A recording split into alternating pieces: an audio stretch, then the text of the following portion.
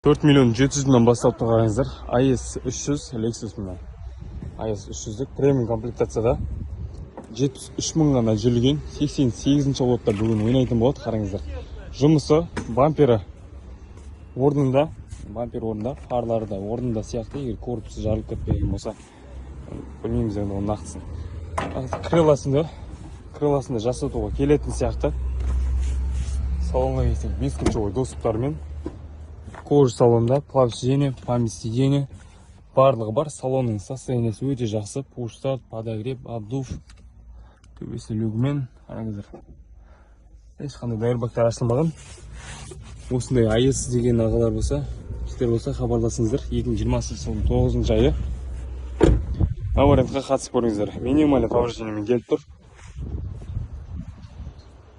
2020 комплектациясы өте жақсы мынаның.